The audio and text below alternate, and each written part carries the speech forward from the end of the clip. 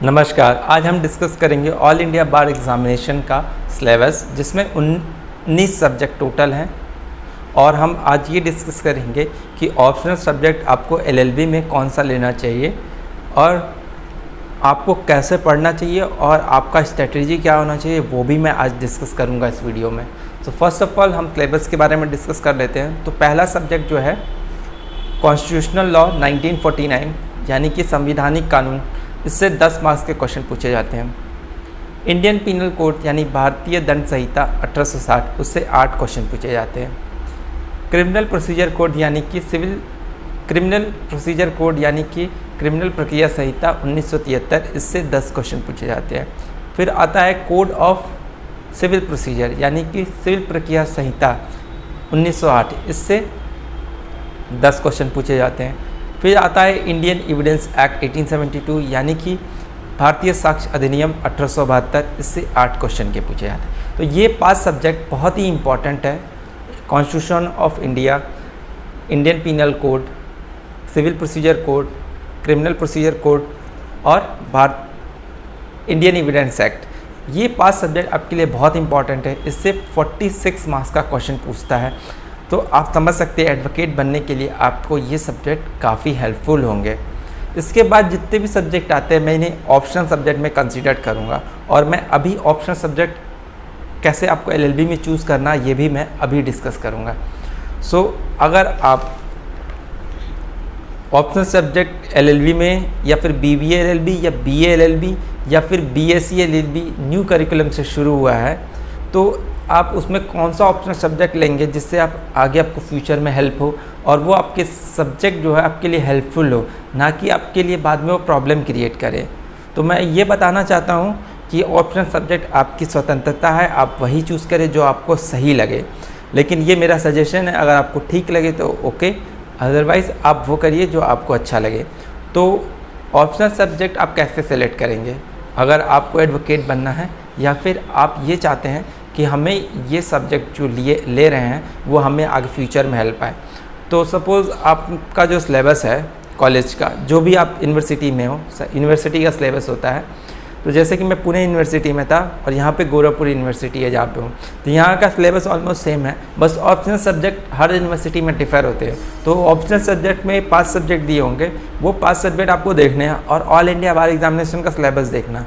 और उन सिलेबस में से आपको जो भी सब्जेक्ट फिट हो गया है, मतलब जैसे कि मान लीजिए लॉ ऑफ टैक्सेशन आपने लिया और वो सिलेबस में भी लॉ ऑफ टैक्सेशन है, आपके यूनिवर्सिटी में भी है और बार काउंसिल में है, तो आप वो सब्जेक्ट लेते हैं तो आपके लिए आगे फ्यूचर में एग्ज़ाम देने के लिए आपको हेल्पफुल होगी।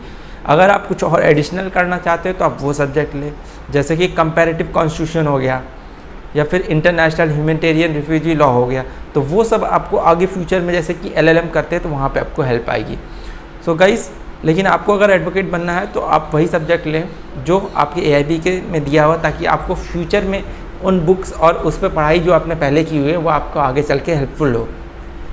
तो मैं आगे के सब्जेक्ट डिस्कस करूँगा, जैसे कि alternate dispute redressal including arbitration act. तो इसको हम कहते हैं मार्किंग ओब्लाइट विवाद निवारण, जिसमें मध्यस्थता अधिनियम शामिल है। इससे 4 मार्क्स के क्वेश्चन पूछे जाते हैं। इसके बाद सबसे इम्पॉर्टेंट आता है फैमिली लॉ। तो फैमिली लॉ में बहुत सारे लॉ हैं, लाइक कैसे प्रॉपर्टी बांटना है, कैसे शादी होगी, कैसे बच्चे अडॉप्ट होंगे। तो इसमें काफ़ी सारे लॉ हैं और इससे काफ़ी ज़्यादा वेटेज रखता है। इससे 8 मार्क्स के क्वेश्चन पूछे जाते हैं। उसके बाद आता है पब्लिक इंटरेस्ट लिटिगेशन। तो पब्लिक इंटरेस्ट लिटिगेशन यानी कि सार्वजनिक रुचि लिटिगेशन, तो इससे 4 मार्क्स का पूछा जाता है।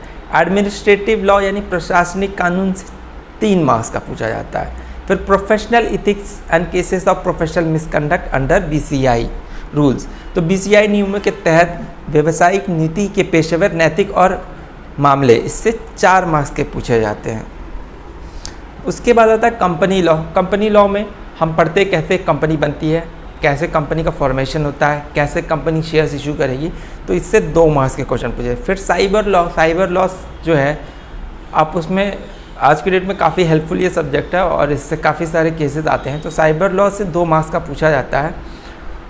उसके बाद आता है इन्वायरमेंटल लॉ यानी पर्यावरण कानून, इससे 2 मार्क्स का पूछा जाता है। फिर लेबर एंड इंडस्ट्रियल लॉ, श्रम एवं औद्योगिक कानून से 4 मार्क्स का पूछा जाता है, यानी लेबर से 2 मार्क्स का और इंडस्ट्रियल लॉ से 2 मार्क्स का। फिर law of taught including motor vehicle act, consumer protection act 1986, इससे 5 मार्क्स का पूछा जाता है। और law of taught is not codified, तो आपको काफ़ी कुछ पढ़ना पड़ेगा इसके अंदर। उसके बाद वाहन अधिनियम है और उसके बाद है उपभोक्ता का कानून जो है वो भी आपको पढ़ना पड़ेगा। उसके बाद आता है जो बहुत इंपॉर्टेंट सब्जेक्ट है लॉ रिलेटेड टू टैक्सेशन, इससे 4 मार्क्स का पूछता है। तो इसमें एक डायरेक्ट टैक्स होता है कि इनडायरेक्ट टैक्स होता है। तो इनडायरेक्ट टैक्स जो होता है वो जीएसटी होता है और डायरेक्ट टैक्स जो होता है वो इनकम टैक्स होता है। उसके बाद होता है law of contract, specific relief act, property law, negotiable instrument act. तो इसको हम कंबाइन कर दें तो इसको हम कहेंगे मर्केंटाइल लॉ या बिजनेस लॉ। ये कॉमर्शियल सब्जेक्ट है, तो ये सब्जेक्ट में आपको बहुत ज़्यादा पढ़ना पड़ेगा और इसका वेटेज भी बहुत ज़्यादा है, फैमिली लॉ की तरह 8 मार्क्स का इसका वेटेज है। तो इसके बाद जो सब्जेक्ट आता है लैंड एक्विजिशन एक्ट, ये हर स्टेट में डिफरेंट लॉ होते हैं और आपको उस हिसाब से पढ़ना पड़ेगा, इसमें 2 मार्क्स का पूछता है। फिर इंटेलेक्चुअल प्रॉपर्टी राइट जो काफ़ी अभी ट्रेंडिंग में सब्जेक्ट है, तो ये सब्जेक्ट भी काफ़ी फ्रूटफुल होगा आपके फ्यूचर में लेने के लिए, इससे 2 मार्क्स के पूछे जाते हैं। तो टोटल 100 मार्क्स हो गए। और इसको मैं बता देता हूँ आपको सजेशन। तो अभी देखिए जहाँ पे 2-2 मार्क्स या 3 मार्क्स 4 मार्क्स पढ़ना तो आपको सब पड़ेगा, आपको क्वालिफाई करना है। सो अभी मेरे हिसाब से इसमें अभी जो इम्पोर्टेंट सब्जेक्ट हो गए 5+2 7 सब्जेक्ट्स जो है बहुत इंपॉर्टेंट हो गए। तो मैं एक बार वो 7 सब्जेक्ट्स आपके लिए बता देता हूँ।